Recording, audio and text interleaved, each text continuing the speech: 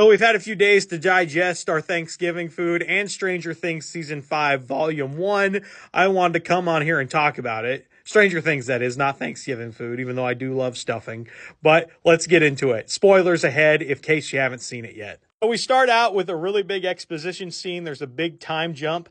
I've already heard some people online complain about this, but I kind of dug it. I liked the way they jumped into things with Robin at the radio station. I thought that was a really good way to do exposition, because exposition is hard. It can feel like a dump if you don't do it right, but this got me excited. This got me back into Stranger Things right away, and I would listen to Rockin' Robin. I think she sounds great on air. She does make one mistake. She talks over like a whole song, which, as somebody who does work in radio, we're not supposed to do that. But I do like how they used her being at a radio station and the characters being at a radio station for the plot and to kind of kick off this whole thing. And let me just say, speaking of stuff like the radio station and antennas on vans and things, these kids are way smarter and way better with technology than I've ever been. Maybe it's because I've grown up in the age where we always had easy access to the internet and stuff. But man, oh man, these kids just make me feel stupid. I could never have done this, like tracking things going on in the upside down in your van and taking that antenna and moving it over to a car. And they just do it like it's nothing. And they come up with these plans like, oh man, like they make it look easy. And maybe you could say that's a good thing. Maybe you could say it's a bad thing. I could see that either way.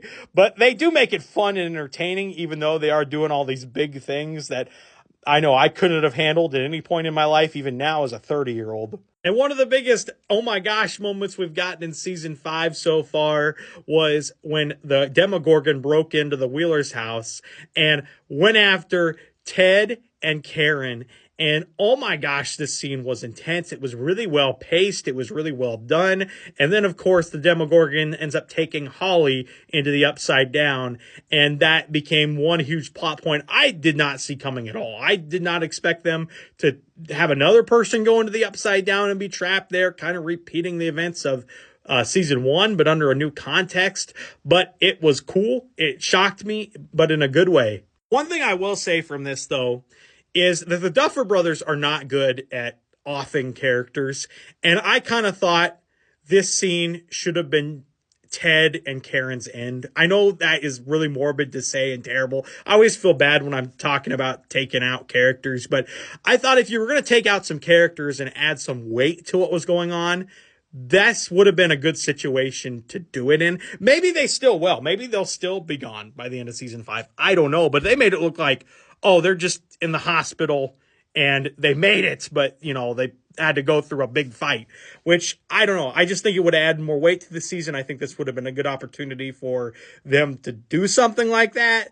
But hey, well, what can I say? It was still entertaining, still great scenes, but I think that would have added a little more to it, as morbid as that sounds. And then with Holly being taken, I really liked the backstory of what they did with Henry / Vecna. I thought that was cool how they made him like an imaginary friend character. That was kind of neat and unexpected. And Holly's experience in the Upside Down so far is much better than Will's. It looks like sunshine and just an awesome time. Like, I kind of want to go. But within this thing of the Upside Down, of course, you find out, as you could probably guess, that things are more notorious than they seem. Holly is not just in there having a good time, you know, starting a new life. There's more to it. And we, of course, get that big reveal. I think it was the end of episode 3 when Max comes back. Maybe it was 2. I kind of get them mixed up. It all kind of blends together when you binge watch it. But that scene with Max coming back, that was pretty cool, because I was wondering how they were going to bring her character back into it. I'm still kind of confused. I mean, I think the characters are still confused on how she's in a coma and in the Upside Down at the same time. I'm sure they'll hopefully kind of explain that more as time goes on. But yeah, that was really cool how they revealed a character. That felt like a Marvel movie reveal. That was awesome. A few other things I loved from this season's part 1 so far was the Erica pie scene. That was just epic. It was so funny and so clever. Anytime they use Erica, I just think she is just gold. You can tell the writers really love writing for her because she's just so funny and her moments are always standout. And that's got to be like a standout funny moment of the entire series for me. And with that, we get Derek too. And at first, I did not like Derek. I was like, this kid is mean. He is annoying too. But like Stranger Things is so good at doing, they take a character you hate at first and they make you love him as time goes on. And I already really like Derek. I think he's pretty cool. The whole scene with the kids breaking out in that military base, that was awesome. And Derek was a big part of that. He went from zero to hero so fast. And that scene was exciting with the main Stranger Things kids, burrowing underground, using Derek to get these other kids that Vecna's coming after into this underground area they have in the bathroom was just so fun. And the part they reveal like they're caught made me laugh out loud. Just the way they did it with the music and one of the kids' reaction going into the underground. That was just so well done. So good. It's also good to see Linda Hamilton as a villain in this situation, too. I really like how they're using her. She's always been an awesome actress, but it's always good to see Linda Hamilton anytime. And it's fun because, of course, she was in the Terminator movies. It's a nice callback to the 80s there as well. One other thing that has bothered me in this season, though, is they kind of do a fake out with Hopper once again. You think he's going to sacrifice himself. And even when he started to do that, I just kind of was like, don't do this again. I feel like if you're a franchise and you do that once with one of your characters, you can't do it again. You just can't.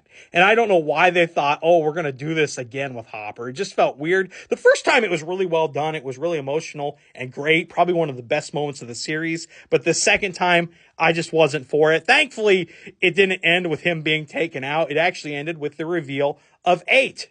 And I thought this was a cool way to reveal 8 back into the show ahead of this season 5. I kind of thought that episode with 8 and that whole gang that 11 met up with, was it Chicago where she met them? I think that's where it was. It was that Lost Sister episode.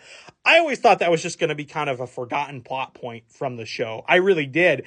I honestly thought that was just a backdoor pilot for a spinoff that ended up not taking off, and I just thought they're probably just going to leave that behind. But they surprised me. They brought 8 back into the show. And before this season, I actually did a poll on Instagram of just some different questions heading into this season, some stuff we were thinking about. And one of the questions I asked, do you think 8 or any of these characters from this episode are going to come back into the show? And most people like me said no. So it looks like they're using 8's power big time in this, and I can't wait to see what her, 11, and Will all do together when it comes to fighting these monsters and the people in this show. And speaking of Will, wow, I loved how they ended Volume 1, having Will reach down inside himself and pulling out everything he can muster and really finding himself to use his powers. I thought that was a really, really just beautiful and cool scene. The flashbacks were really neat. And then the part where it just exploded, that was awesome. And you also get to see Vecna in just like full-blown power too.